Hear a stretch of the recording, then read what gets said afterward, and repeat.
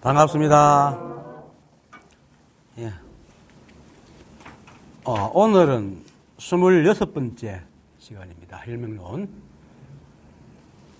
경에서 말하기를 악업을 지으면 고통스러운 과보를 받고 선업을 지으면 좋은 과보를 받는다고 하였으니 비단 노하여 지옥에 떨어지고 기뻐하여 하늘에 태어나는 것뿐만 아니라 노하고 기뻐하는 성품이 공함을 알고 집착하지 않으면 모든 업에서 벗어날 수 있는 것이다. 그러므로 본성을 보지 못하고 경전을 읽는다면 결코 의지할 곳이 없으리니 설명하려면 끝이 없어 간략히 삿됨과 발음을 드러내는 것이 이와 같은데도 본성을 보는 공덕의 한두 가지에도 미치지 못한다.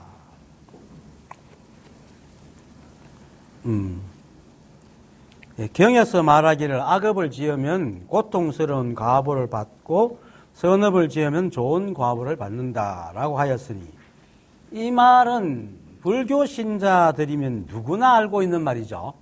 늘 귀에 딱지가 않도록 듣는 말입니다. 그리고 사찰에 가면 스님들은 늘 하는 말이 중에 가장 많이 하는 말이 이 말입니다. 그러면서 또 선업을 지으라 하면서 또 이렇게 하죠. 좀 그런 것도 있고 어쨌든 또 가다 두고 욕할라. 하지만 이 말을 불교에서 깨닫지 못한 사람이나 깨닫지 못한 스님들이 하는 말대로 꼬치꼬대로 믿으면은 선과 악이 생기고 시비분별이 일어납니다. 그래서 이 말의 참뜻을 알기 위해서는 먼저 부처님께서 하신 말 늘 많이 듣죠.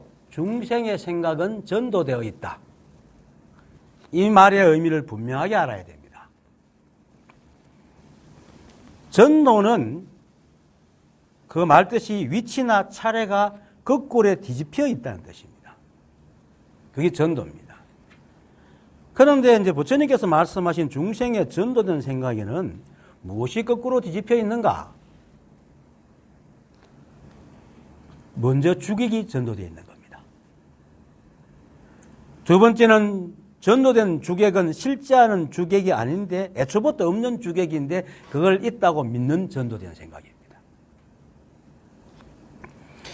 그러니까 주객이 없다는 사실을 알지 못하고 생각으로 헤아려서 세상을 주와 객으로 나누고 법과 법 아님을 또 나누고 이렇게 나누면서 스스로는 나는 중생이라고 객으로 떨어졌다. 이게 바로 중생이 전도된 생각입니다. 이거를 이해하지 못하면 깨닫기가 참 힘들어요. 그냥 전도가 뭔지 알아야 되거든. 그래서 주객이 전도되었다는 것은 주와 객이 뒤바뀌어 있는 것을 말하는 것입니다. 그죠? 그래서 주객이 전도되려면 먼저 뭐가 있어야 됩니까? 주와 객이 있어야 되죠. 주와 객이 없으면 주객이 전도됐다는 말이 성립이 안 되죠.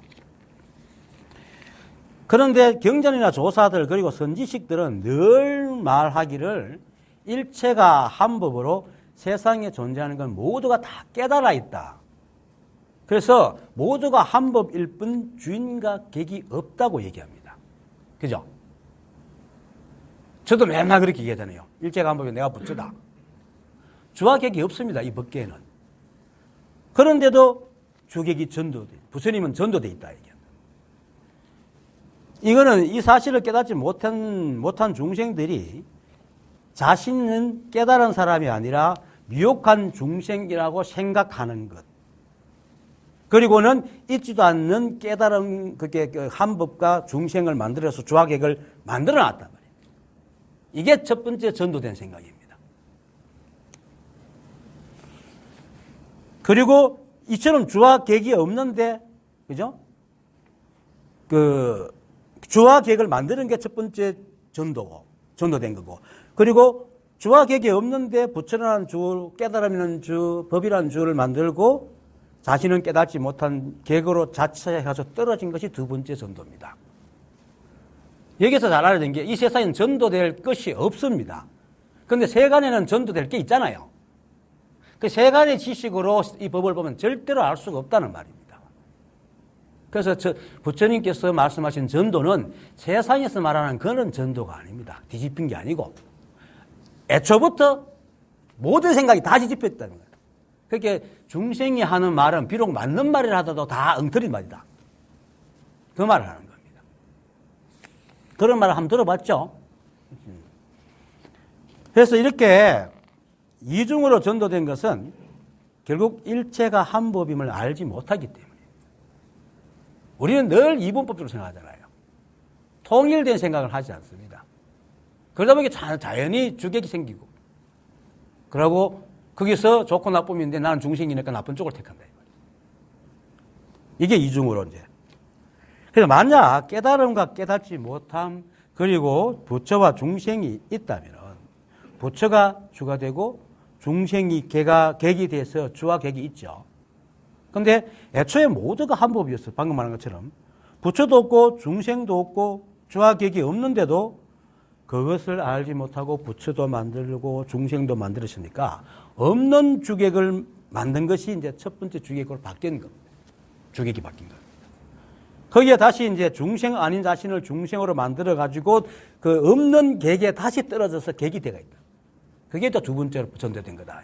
이걸 분명하게 알아야 됩니다. 이걸 알면은 방금 말했듯이 악업을 지으면 선업을 지으면 하는 말이 무슨 말인지 분명하게 압니다.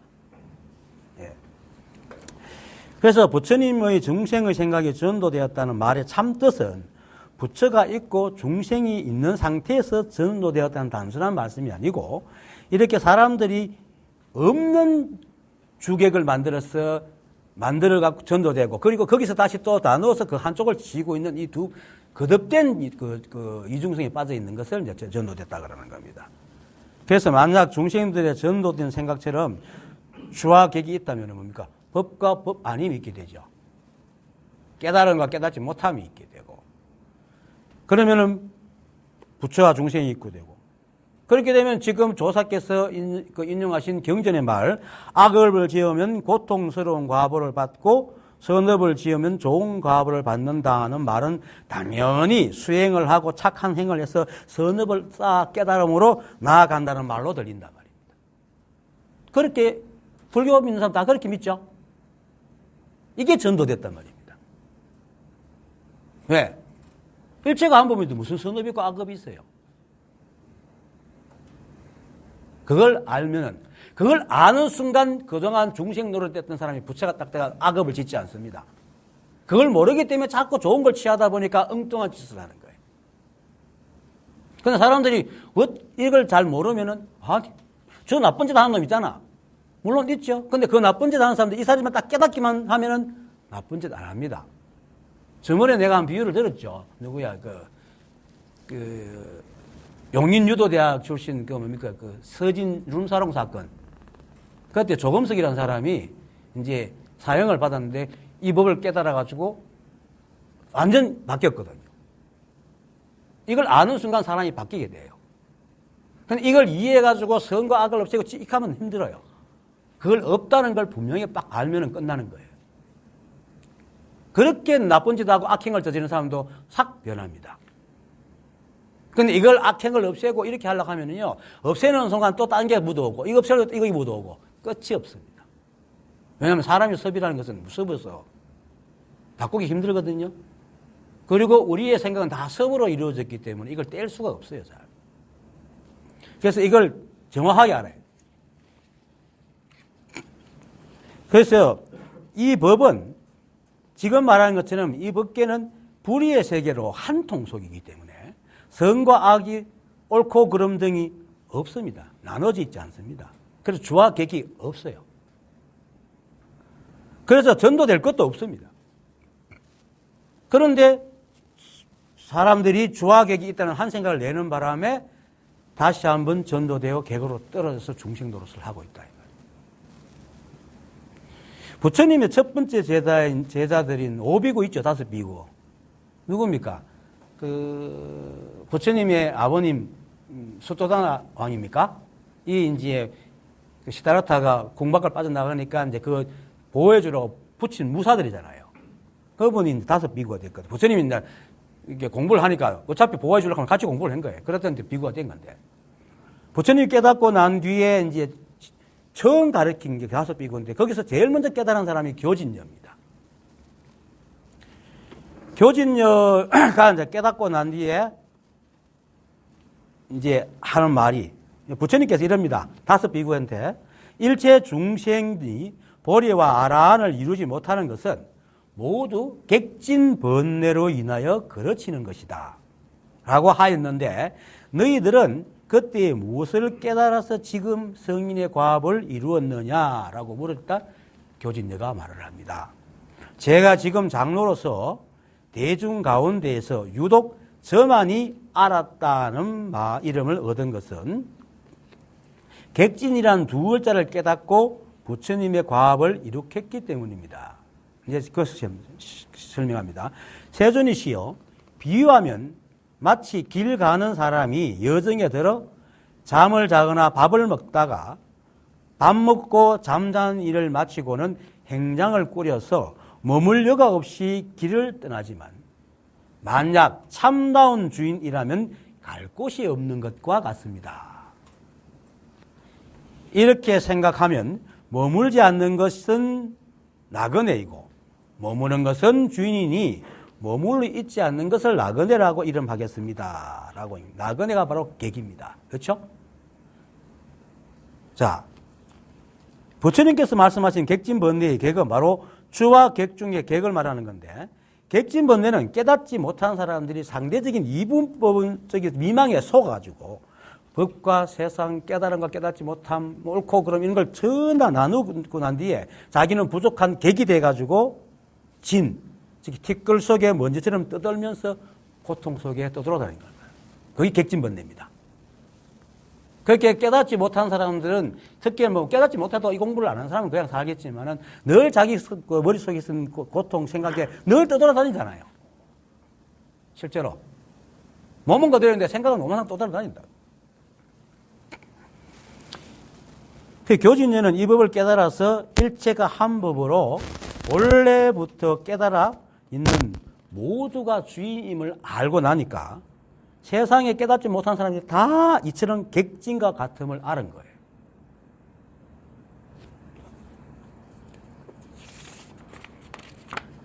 그래서 이제 세존이시여 비유하면 길 가는 사람이 여정에 들어 잠을 자거나 밥을 먹다가 밥 먹고 잠자는 일 마치고는 행장을 꾸려서 머물 역 없이 길을 떠나지만 만약 참다운 주인이라면 갈 곳이 없는 것과 같습니다. 라는 말을 합니다.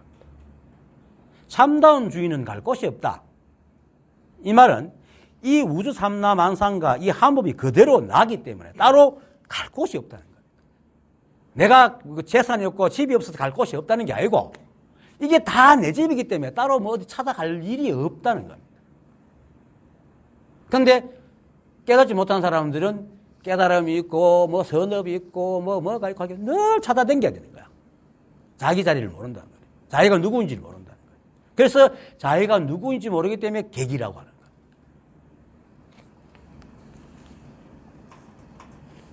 그래서 머물지 않고 떠도는 것은 나그네인 객이고 머무는 것은 주인이라고 하는 것입니다. 이처럼 깨닫지 못한 사람의 생각에는 선업과 악업 그리고 주인과 객이 있고 그 주인은 모든 것을 다 가지고 있으니까 따로 얻을 것도 갈 것도 없지만 나그네는 내 것이 없으니까 얻어야 할 것도 있고 가야 할 것도 굉장히 많게 됩니다. 그래서 떠도는 겁니다. 그래서 얻지 못하는 것 때문에 늘 번뇌를 일으킨 게 객진번뇌다. 그렇게 이렇게 생각한 객진번뇌에 시달리는 것이 바로 중생의 생각이 전도됐다.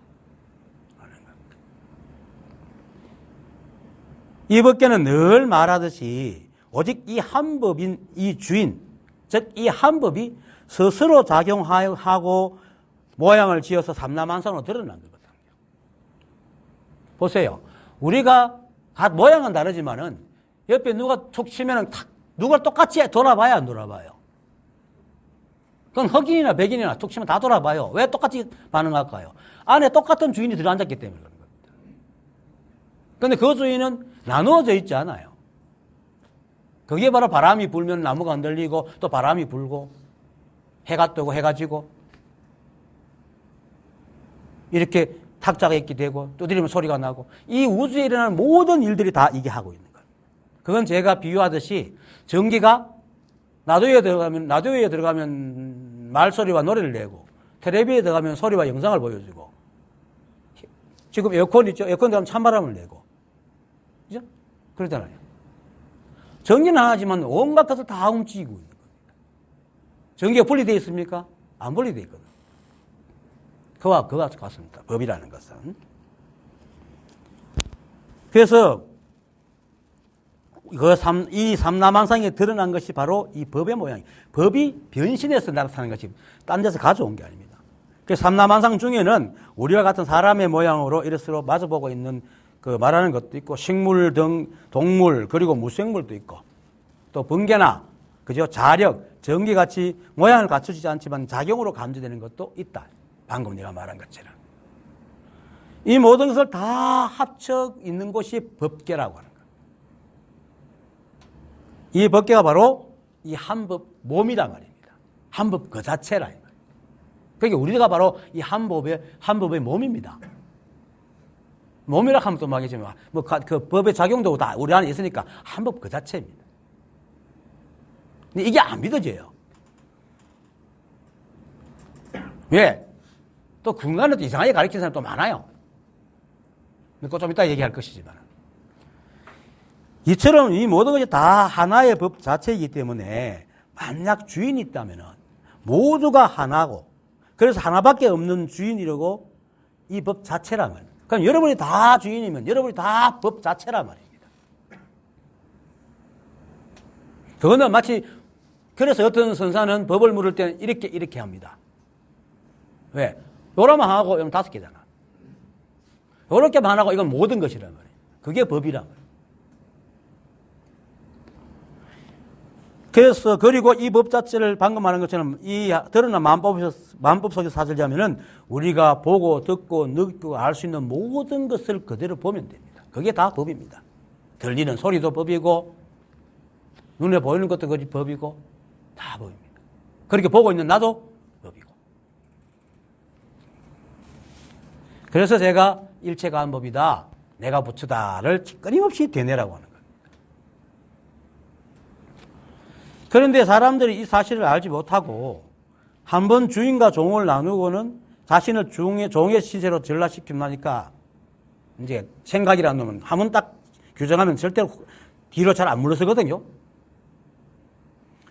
그러니까 자기는 종이 되었으니까 주인이 좋아 보이고 지금 자신의 삶은 너무 힘든 거예요. 그래서 주인이 되어야 되겠다 생각을 하는 거예요. 그러다 보니까 우리가 지금 하고 있는 이 공부가 생겨난 겁니다. 그게 바로 깨달음을 얻어야 되겠다는 공부다 말입니다. 하지만 일체가 한 법임을 알지 못하고 생각 속에는 법과 법 아님, 즉 주와 객이 성성한 상태에서 깨달음에 대한 말을 들으니까 어떻게 됩니까? 세간적으로 이해를 하는 겁니다. 상대법으로. 그러니까 법을 깨달은 부처와 깨닫지 못한 못난 중생인 자신과 다르다는 생각이 들어오게 됩니다. 깨달은 사람은 깨달으려고 안 하죠. 그죠? 못 깨달아서 깨달으려고 그러지. 그게 당연히 깨달은 부처와 중생인 자기가 분리된다. 그런데 세상의 말 속에는 사람들 중에서 깨달음을 얻은 부처가 있잖아요. 그런 그 사람이 있다 보니까 나도 열심히 한번 깨달을 수 있겠구나 라는 생각을 하게 되는 겁니다. 그러니까 그러려면은 뭔가 배워야 되잖아요. 뭔가 해야 되죠. 그냥 가만히 될 수는 없는 거야. 이걸 알면 그만인데 이걸 모를 때는 얼마나 단계가 많아요. 52단계도 있고 그 위에 또 2단계 더 있잖아. 묘각 등강 묘각하고 있는데 얼마나 많아. 그러니까 이거는 보통 아니다 이거죠. 그러니까 갖춰야 될 것이 주목을 하게 됩니다. 하지만 이제 방금 말했듯이 그거를 하려고 하는 사람은 깨닫지 못한 사람이니까 어쩔 수 없이 상대적인 지각을 갖고 있단 말이에요. 그러니까 자연히 상대적이고 이분법인 생각으로 과거의 부처님 말씀이나 깨달은 말씀을 전부 다 그렇게 이분법으로 해석합니다. 그리고는 선업이니 악업이니 하는 것들을 만들어내는 거예요. 그게 지금 우리가 가르치고 있는, 절에서 가르치고 있는 거룩한 말들입니다. 이건 거룩한 게 없거든요. 일제가 하는데 뭐가 거룩합니까? 거룩하면 다 거룩하고, 비천하면 다 비천하지. 그리고 게다가 이 법을 깨달은 사람들이 간간히 나타나고, 또 그들의 삶의 관과 이야기를 듣고는 스스로 중생이라는 자신의 시각으로 딱 보니까 뭔가 대단한 게 있는 것 같아요. 그죠? 그러니까 좀 대단히 하지. 사실 좀 자유로워져요. 하여튼 어쨌든 간에 자유로워지고 좀 여유로워져요. 그러니까 이제 깨닫지 못한 세간으로 보고는 이제 깨달음과 깨달지 못한 사람, 깨달음과 깨달은 사람에 대한 모델을 만듭니다. 그게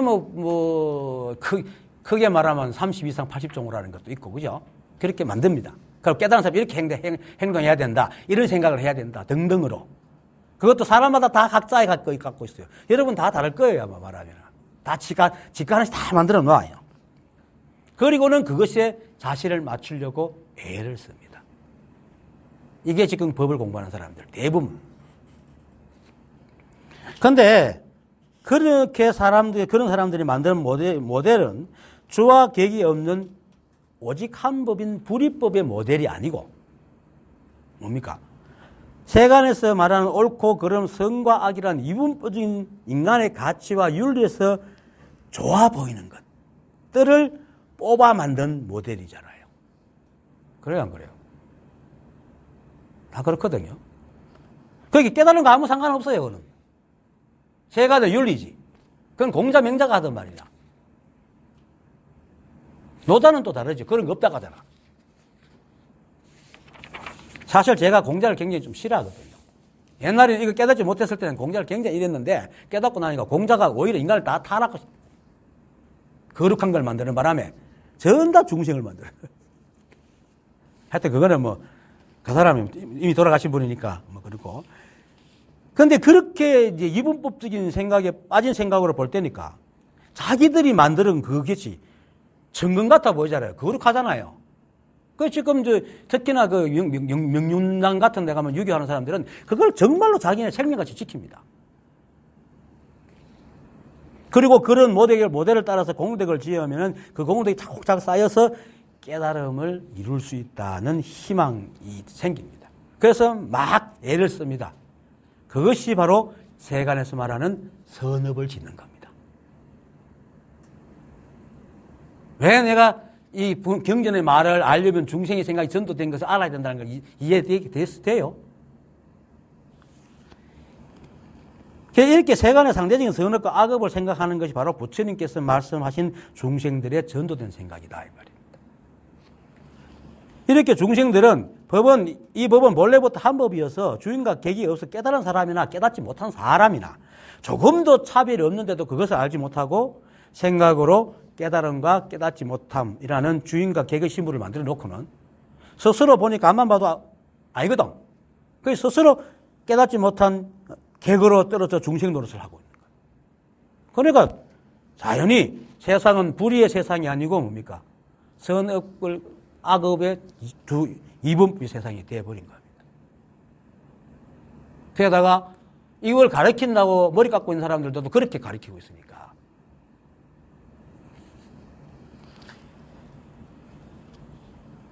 그리고 앞에서 교진님의 말처럼 주인이라는 이름처럼 자기 것이 있는 사람이기 때문에 따로 내 것을 만들 필요가 없습니다. 그죠? 물론 이건 상대적인 건 말이 아닙니다. 절대적인, 상대적이면 내보다 더 나은 꼴도 가지고 싶지만은 절대적인 입장은 주인은 모든 걸 다 갖고 있기 때문에 따로 내 것을 다 내 것이면 내 거라 할 필요 있습니까? 없죠? 모두가 다 내 거고 온통 다 주인이면 내 거라 할 게 없잖아요. 그래서 갈 곳이 없어. 그렇게 따로 나를 챙기거나 내 것을 만들지도 않고 내가 가야 할 곳이 딸이 없으니까 아상이 없고 깨닫고 나면 아상이 없어지는 지우는 이유가 바로 이겁니다. 아상이 없고 아상이 없어서 자연히 상대가 없으니까 인상이 없고 그게 다 법이니까 중생이 없고 그리고 수자상, 뭐 내가 많이 배웠네, 오래 배웠네, 뭐 이런 수자상도 없어지는 겁니다. 이게 다 전도된 생각에서 돌아올 때 일어나는 현상들입니다. 그러니까 자연히 따로 지을 선업이 없으니 악업도 없는 겁니다. 하지만 교주님의 말처럼 객은 늘 떠돌아다니는 사람으로 내 것이라는 것이 없다 보니까 어디에 머물지 못하고 늘 배가 고프고 부족하고 헛헛합니다. 그래서 늘 머물 곳을 찾으려 하고 내 것을 만들려고 애를 쓰는 거예요. 그래서 더욱더 선업과 악업을 나눠서 선업을 지어 주인이 되지 못해서 발버둥을 치고 있는 거예요. 그게 다 험악한 짓거리들 한다 말이에요. 한 생각에 속아가지고. 이 모든 생각이 바로 전도된 생각입니다. 그래서 지금 경에서 말하는 악업을 지으면 고통스러운 과보를 받고 선업을 지으면 좋은 과보를 받는다는 말은 이런 전도된 눈으로 보지 않고 주인의 눈, 즉 일체가 한 법이고 우리가 다 한 몸이라는 한 성품의 주인이라는 눈으로 봐야 제대로 뜻을 알 수 있는 겁니다. 그러면 여기서 말하는 악업과 선업이 무엇이겠습니까?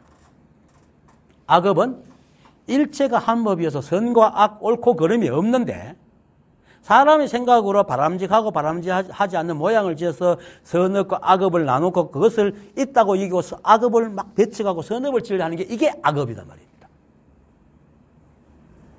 이게 전도된 생각이라. 그런데 여기서 이 악업을 중생이 또 다른 잘못이 있습니다. 무슨 잘못이 있냐면 선을 추구하는 사람은 어떻습니까? 악을 좋아할까요? 싫어할까요? 싫어하죠. 그럼 악을 짓는 사람을 좋아할까요? 미워할까요? 미워하죠. 그건 악 아닙니까? 선업을 짓는다는 게 악업을 짓는 거예요. 세간의 거는 다 그래. 세간은 항상 상대를 물고 있기 때문에 걸려있어요, 서로. 그런데 이 사람은 선업이라는 데 병도돼가지고 나는 악업을 없앴어 하고 그거 미운 걸 모르고 자기는 아주 선업을 잘 짓는 충실한 사람이라고 착각하고 사는 거예요. 이런 사람이 제일 무서워요. 세상을 탁 잘라놓고 해놓고 자기 요놈을 죽이는 거는 죽여도 좋다 하고 악업을 뭡니까? 합리화시킨다. 이게 뭐냐? 선업과 악업을 나눴기 때문에 그런 현상이 일어나는 겁니다. 그래서 선업과 악업을 나누는 것이 악업입니다. 이 법에서는. 그래서 참된 선업은 이 세상은 그냥 이 한 법의 법칙과 작용인 인연으로 흘러갈 뿐 어떤 것도 머물지 않아서 고정된 모양이 없어서 선업이니 악업이니 할 모양이 없다. 할 것이 없음을 알고 일체의 시비분별을 하지 않는 것이 바로 선업을 짓는 겁니다. 그러니까 지을 것도 없죠. 그냥 그렇게 사는 거니까. 그래서 이걸 듣고 그럼 선업을 지어야지 하면 또 모양이 잡힙니다. 그냥 인연 따라 살아가는 겁니다. 어떤 모양이 없이.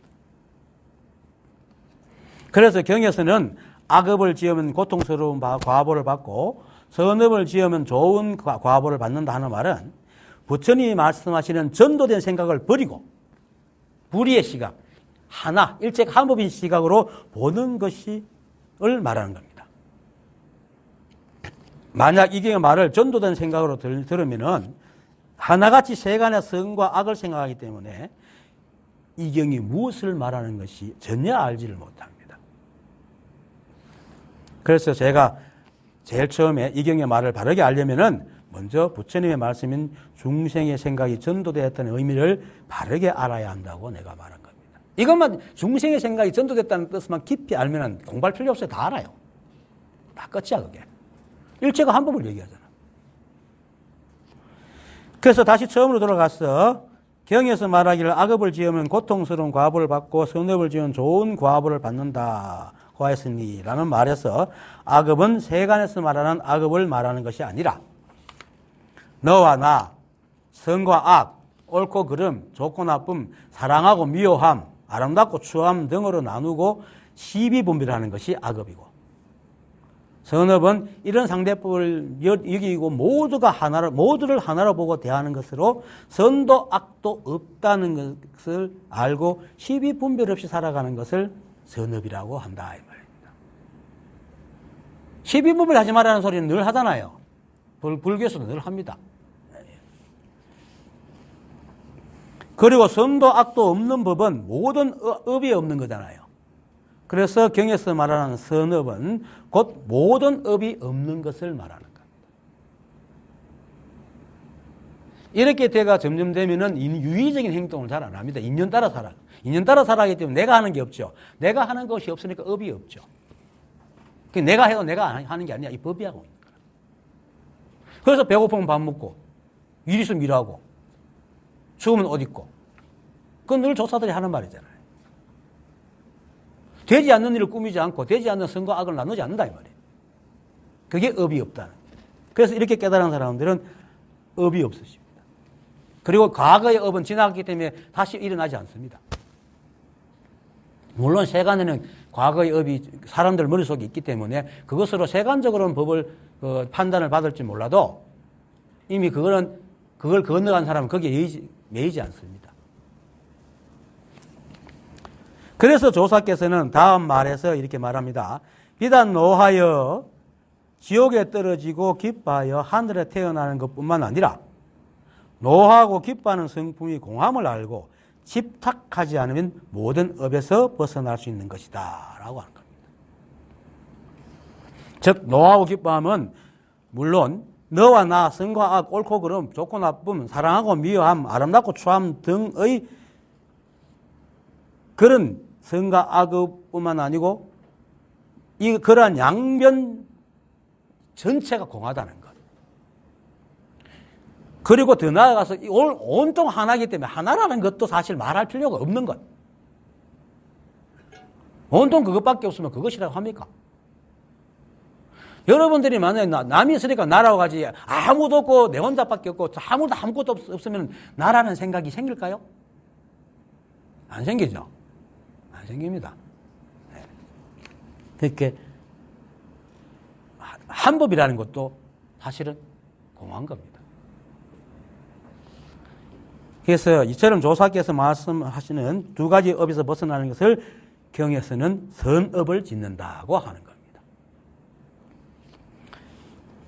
그리고 잠깐 앞으로 다시 돌아가서 경에서 말하기를 악업을 지으면 고통스러운 과보를 받고 선업을 지으면 좋은 과보를 받는다라고 하였으니 라는 말에서 업에 대한 과보를 말하는데 과보는 또한 무엇을 말하는가? 대답은 간단합니다. 이 법을 깨달아 양변이 없음을 알면 그 자리에서 모든 고통에서 벗어나기 때문에 좋은 과보라는 겁니다. 깨닫지 못하고 인간의 눈으로 세상을 옳고 그름으로 보고 시비 판단하면은 옳고 그름 없이 흘러가는 이 세상 흐름에 늘 부딪힙니다. 왜? 옳고 그름이 없다는 것은 내게 옳지만 저 사람한테는 안 올 수 있거든. 내가 습관화된 게 그것에 습관 안 된 게 있어. 그러니까 내가 잘한다고 하면 저 사람이 귀찮을 수도 있고 저 사람이 잘하는 게 내게 귀찮을 수도 있죠. 그래서 선업과 악업이 서로 막 부딪히는 거예요. 이 세상의 인연과 나의 가치관이 서로 부딪히게 되는 거예요. 그런 적 없어요? 그렇게 또 많이 살아봤잖아요, 사실은. 그러니까 거기에 치여서 평탄하게 살아가지 못해요. 그래서 늘 번뇌와 고통 속에 살아가기 때문에 고통스러운 과보라고 하는 겁니다.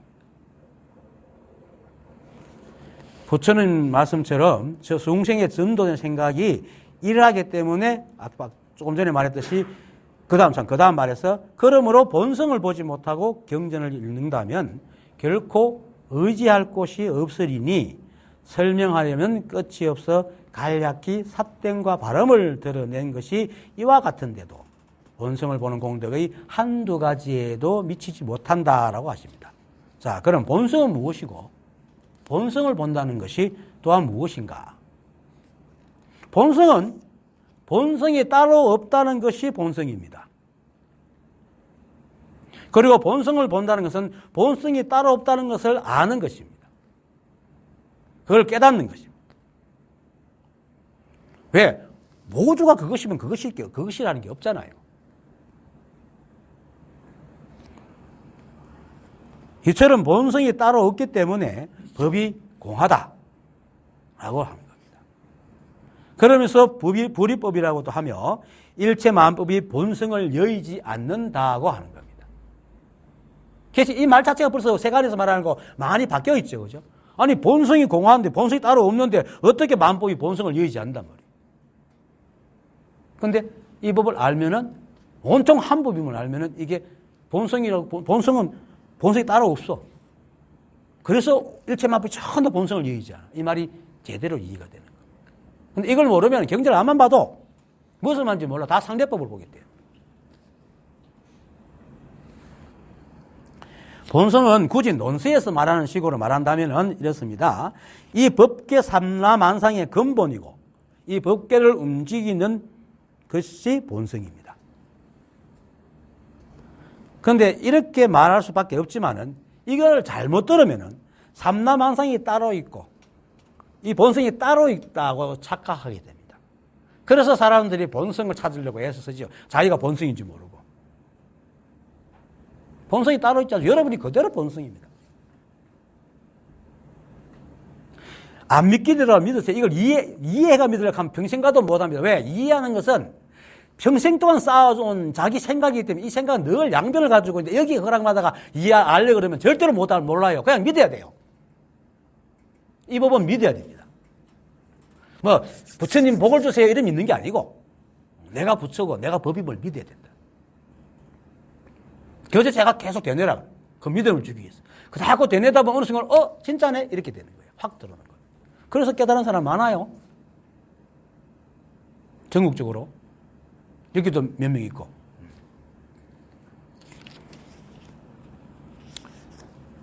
근데 본성을 비유로 아는 방법이 있습니다. 자, 제가 늘 말하지만은 여러분들 스스로를 보면 알 수 있습니다. 자, 보통 우리는 나라는 게 있잖아요. 근데 그 나는 보입니까? 안 보입니까? 내 몸은 보이죠. 근데 내가 움직이고 말하고 생각하는 그 놈 보여요? 안 보이죠?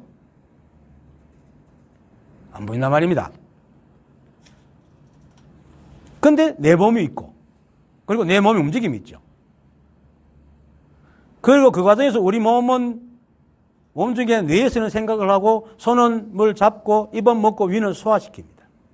이게 전 다 무엇인지 모르는 그 내가 하고 있는 거예요. 그래서 누굽니까? 약산이 어느 날 가만히 앉아 있는데 습두가 지나가면서 뭐 하고 있노? 그러니까 뭐 경상도 소식으로는 아니지만은 뭐 하고 있노? 그러니까 그냥 아무것도 안 합니다. 아무것도 안 하면 한가하겠네? 하니까 아니요. 한가하다면 무엇인가 하는 겁니다. 그렇죠? 한가하다나 모양을 지으면 뭔가 하는 거야 이미. 그냥 있는 거예요. 이렇게. 그러니까 약산 그 습두가 네가 말하는 아무것도 하지 않는 그것이 무엇이냐? 하니까 그건 천성인이 와도 모릅니다. 천성인이 와도 모릅니다. 천명의 성인이 와도 모릅니다. 왜? 그거는 보이지 않는 거니까. 내가 그것이고 내를 움직이고 있지만 그것은 아무도 몰라요. 그건 눈이 눈을 못 보는 거와 똑같아. 여러분 스스로 거울을 안 보고 여러분 눈을 스스로 볼 수 있어요? 볼 수 있는 사람? 손이 손을 잡을 수 있어요?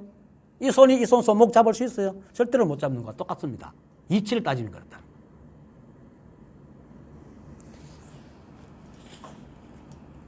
그런데 이 모든 것이 바로 그 나가 한단 말입니다. 그래서 여기는 나라는 것이라는 나와 우리에게는 세 가지가 있어요. 나라는 것이라는 나, 그리고 나라는 것이 한다고 하는 나, 그리고 그 하는 나가 뭘 할 때마다 생겨나는 움직이는 모양의 내가 있단 말이에요. 그렇죠? 그래서 모든 종교에는 바로된 종교에는 세 가지가 있습니다. 법신불, 보신불, 화신불. 가톨릭 기독교에서는 성부, 성자, 성령. 왜? 성부는 그 나예요. 알 수 없는 나. 성령은 작용하는 거예요. 하고 성자는 매 순간 드러나는 이렇게 이 몸, 보이는 모양들. 이게 우리 이제 인간의 입장에서 만드는 거죠. 어쩌면 뭐 외계인이 뭐 한 가지를 이렇게 없애버리면 그 한 두 개의 신이 있겠죠. 다 생각을 만드는 거니까. 우리는 이렇게 해야 인식이 된단 말입니다.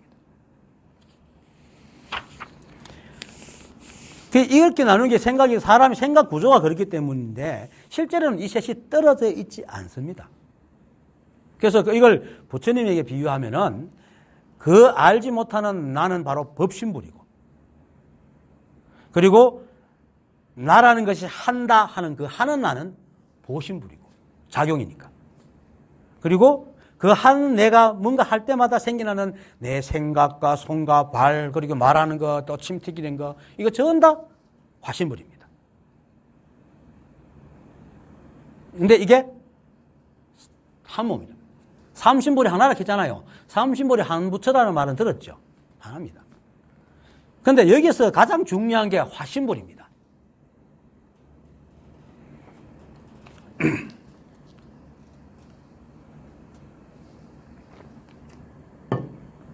그 이유는 우리가 바로 이 한법의 화신불이기 때문에 우리가 이 화신불에 대해서 정확하게 알아야 전도된 생각에서 벗어날 수 있겠고 깨달을 수 있기 때문입니다. 화신불은 이 한법이 연기법칙과 작용을 해서 드러난 모양입니다. 그래서 이거는 매 순간 작용하기 때문에 잠시도 머물지 않고 인연을 끊임없이 변해갑니다. 그렇죠? 여러분들 참 머뭅니까?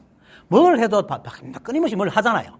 잠시도 안 머물러요. 내가 가만히 앉아있는 것도 여 안에 피가 흐르고 신경으로 소화가 되고 머리카락이 뭔가 변해도 계속 변해요. 우리 거친 우리 시각으로 눈으로 귀로 못 알아챌 뿐이지 끊임없이 변해요. 잠시도 머물지 않습니다. 이 모양, 즉 화신불은 따로 있는 것이 아니고 세상에 드러나 인연을 흘러가는 모든 것은 다 화신불입니다. 여러분들을 저와 마찬가지로. 그리고 이렇게 제가 말할 때 튀어나오는 침방울, 그리고 이 숨결에 보이지 않는 보이지 않지만 날려다니는 티끌들이 전부 다 화신불입니다. 그런데 화신불이라 해서 부처불자를 딱 붙여놓으면 어떻게 됩니까? 사람들에게 금방 거룩하게 됩니다. 그래요, 안 그래요? 거룩하게 됩니다.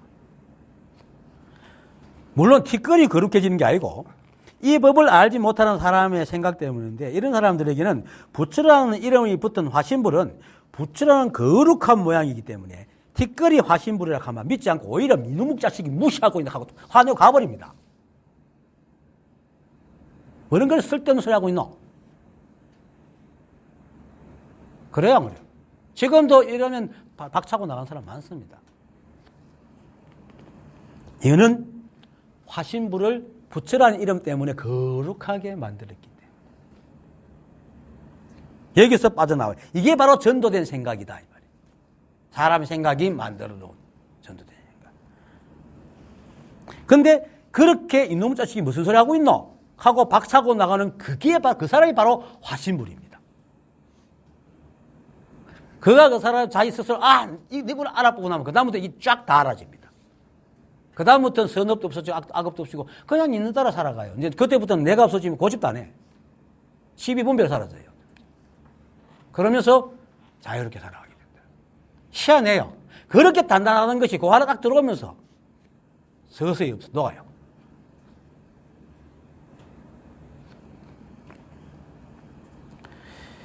그래서 사람들이 법신불과 보신불을 얘기하면은 대부분 부정 안 하고 거룩한 마음으로 긍정을 합니다. 왜? 법신불은 이 법이고 보신불은 작용이기 때문에 여기에 대해서 토를 달 사람이 아무도 없어요.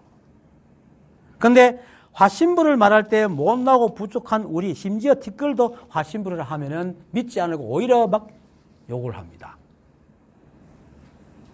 그래서 사람들이 깨닫지 못하는 가장 큰 이유가 바로 이 화신불에 대한 개념이 잘못되어 있기 때문이다, 이 말이에요. 그래서 제가 화신불에 대해서 분명히 알아야 전도된 생각에서 벗어나고 깨달을 수 있다고 내가 말하는 겁니다. 법신불과 보신불과 화신불은 하나입니다. 그래서 불이법이라고, 이 하나를 통칭해서 본성이라고 하는 겁니다. 그런데 그래도 굳이 본성이라고 물으면 법신불이 본성이다, 이렇게 얘기를 합니다. 사전적인 의미에서.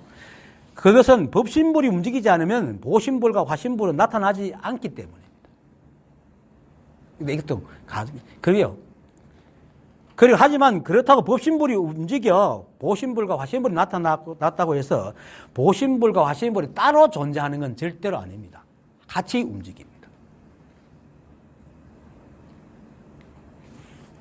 2주 전에 했던 혈명론 본문에서 그랬잖아요.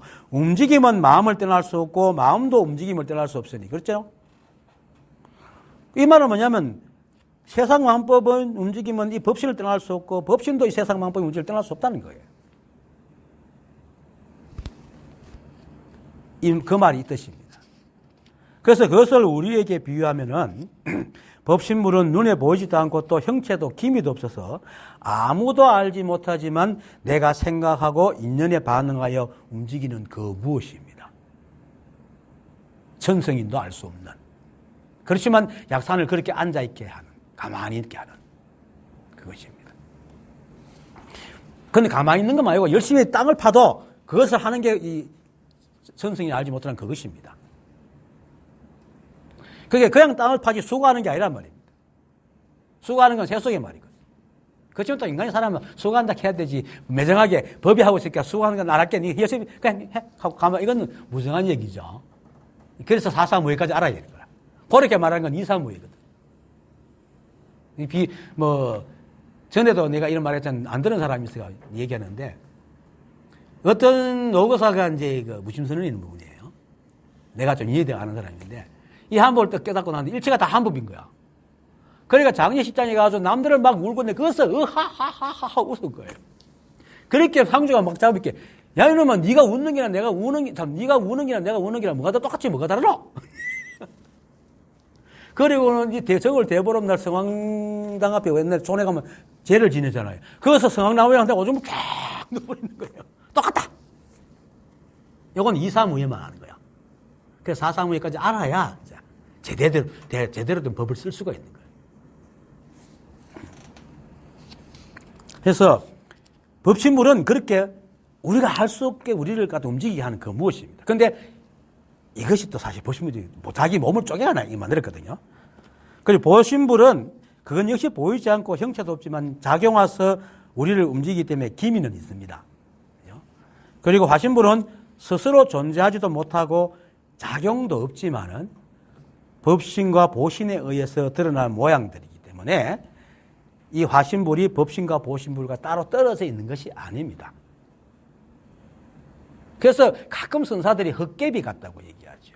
그거는 뭐 로봇처럼 이렇게 전기와 로봇가 떨어져 있지 않지만 전기가 없으면 로봇가 움직이지 못하는 것 같다. 그냥 하나인데 보신불, 화신불 없으면 생겨날 수 없는 것이 본다. 보신불, 법신불 없으면은 이건데 어쨌든 한계예요. 왜냐하면 이 안에 움직이고 있는 것이 법신과 보신이 함께하고 있기 때문에 화신만 있는 게 아니거든요. 그래서 근원적인 이름으로 말하면은 법신불이 본성이고 이 한법으로 전체로 보면은 삼신불이 모두 본성입니다. 그래서 본성을 본다는 것은 우리와 마음법이 따로 존재하는 어떤 무엇을 본다는 것이 아닙니다. 드러나는 것을 보고 본성을 보는 겁니다. 그래서 닭소리에 깨닫고 향음지하는 대나무 돌을 뒤에 땡기 다 대나무 딱 하는 소리에 깨닫고 그렇잖아요. 누가 소가 매 하는 소리에 깨닫고 또 양자주는 마조 스님이 걸어가는 거 양자주 하는 소리에 휙 돌아보면서 깨닫잖아요. 자기를 부르는 소리를 깨닫는 게 아니고 그 소리에 싹 돌아보는 그 놈을 안 거예요. 자기 생각도 미처 생각도 안 했는데 확 돌아봤잖아요. 우리는 이 생각에 관해서 모르거든. 그런데 탁 보니까 탁 돌아보니까 생각이 미처 알기도 전에 탁 돌아봤다면 이게 뭐지? 그래서 탁 깨달아요. 그 놈은 알 수가 없어요. 그게 법신이란 말입니다.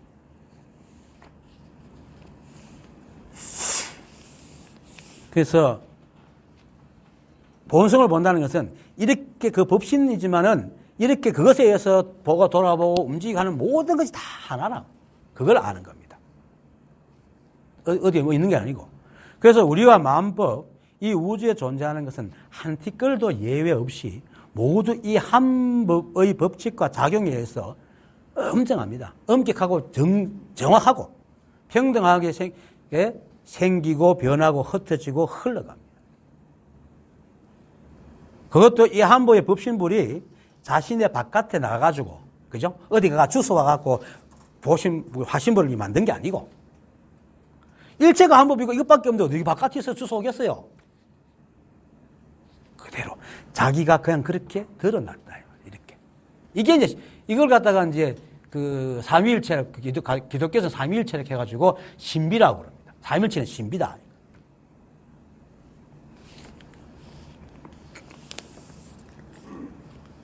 이 삼신불은 그대로 한 법입니다. 그것이 이제 작용에 따라서 다를 뿐이고 모양에 따라서 다를 뿐입니다. 그래서 이 어떤 것도 이 세상에 존재하는 어떤 것도 이 한 법이 아닌 것이었고 또 이 한 법의 법칙과 작용을 정확하게 따르고 있는 것을 깨닫는 것이 바로 본성을 본다.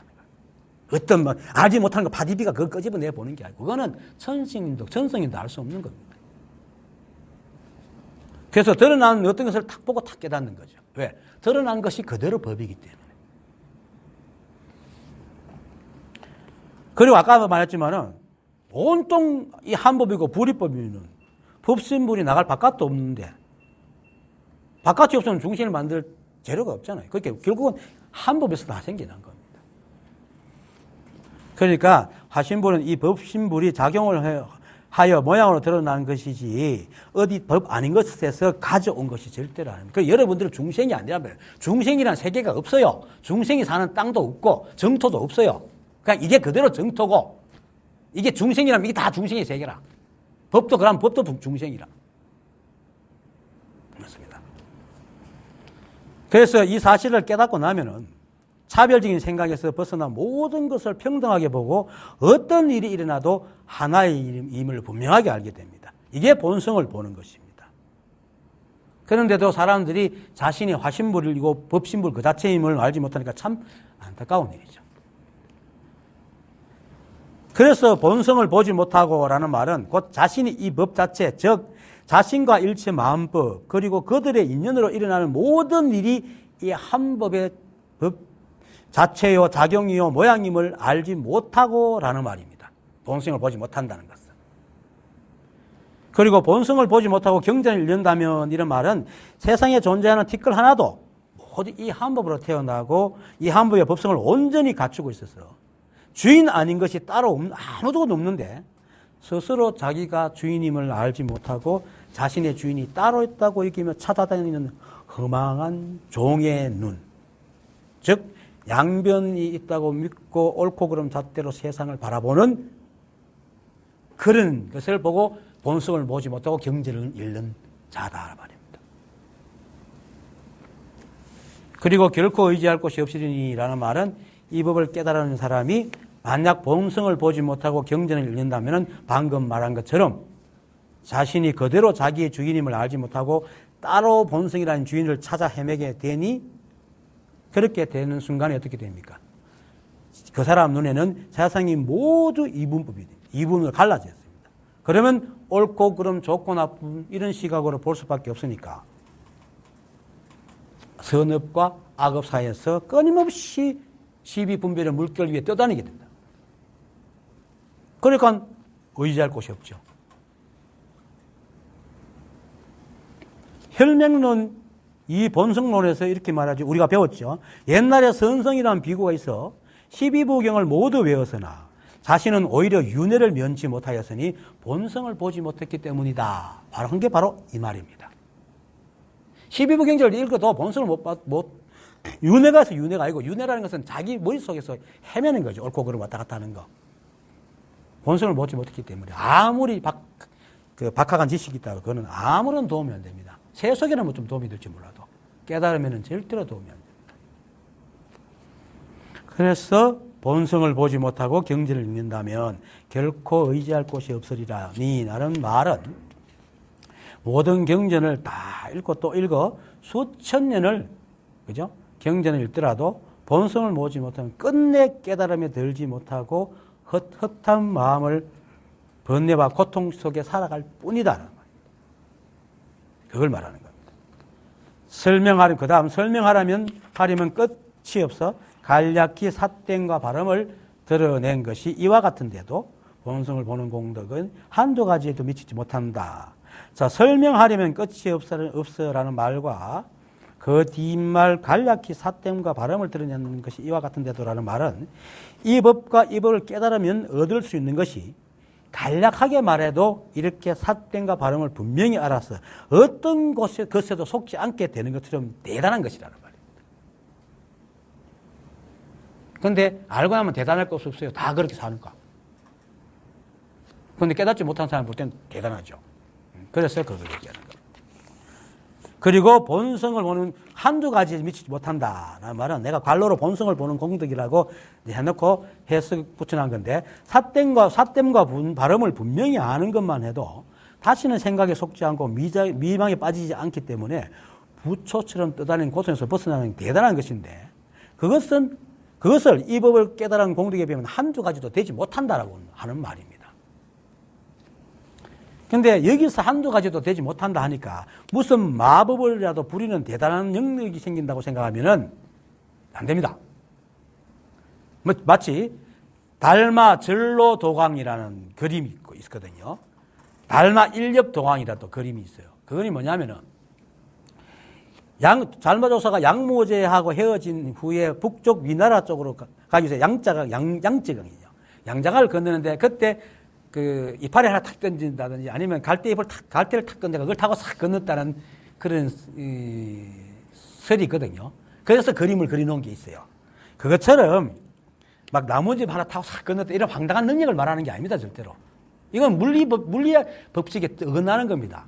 이 법은요 정하고 엄정하기 때문에 우리가 그 과학적으로 딱 따지는 그 법칙을 벗어나지 않아요. 다만 우리가 알고 있는 그 알미의 지식의 능력이 모자라가지고 계속 물리학이 발전을 하고 있지만은 만류 인력의 법칙을 절대로 우리는 벗어난 게 이 세상에 없잖아요. 그처럼 물체는 뜨지 않는 물체는 아무리 그래도 그 부력을 견딜 되지 나무잎 하나에 이게 가당치도 않는 얘기입니다. 그런 걸 믿고 또 막 그걸 닦아가는 사람 많습니다. 그 다 전도된 생각들이에요. 그거는 뭐 중요한 게 아니니까. 근데 이런 일화가 나오는 건 사실 이런 겁니다. 법화경에서 보면은 불탄 집에서 애들이 불난 줄 모르고 막 놀고 있을 때 그걸 구하는 장면 있잖아요. 그 얘들아 황금 낙엽으로 황금 돈이라 그러고 이렇게 수레를 갖다가 나오면 죽게 이렇게 이제 꼬시는 거. 그처럼 깨달음에 대한 공부의 마음이 없는 사람을 공부에 들기 위해서 이제 이렇게 꼬드기는 이제 그런 일화일 뿐이에요. 그렇게 알아들어야 됩니다. 실제 일이랍니다. 그 방편이지. 아무리 능력이 뛰어나도 인연법의 응정함을 절대로 거스릴 수가 없습니다. 이걸 정말로 알아야 됩니다. 그래서 사람이 나뭇잎이나 갈대를 타고 걷는다든지 모양을 바꿔가서 연신술을 한다든지 이게 전부 다 엉터리. 하지만 이 법을 깨닫고 나면은 시간이 흐를수록 마음법의 이치가 더욱 상세하게 알게 됩니다. 그리고 어떤 일에든 걸림이 없고 삿된 생각으로 자신을 힘들게 하지 않고 그처럼 남에게도 역시 그러하고 나아가 생사가 하나임을 분명히 알아서 삶과 죽음에도 두려움이 없어집니다. 그리고 조사께서도 한두 가지에도 미치지 못한다 하면서 간략하게 마무리한 것은 이것은 깨달아야만 알 수 있는 것이다 라는 말입니다. 설명해도 또 깨닫지 못한 사람의 생각으로 싹 이해를 하거든. 늘 말하지만 일체가 한 법이다. 내가 붙였다. 늘 대뇌. 그거 말이 가장 빨리 가는 지경기입니다. 예, 마치겠습니다.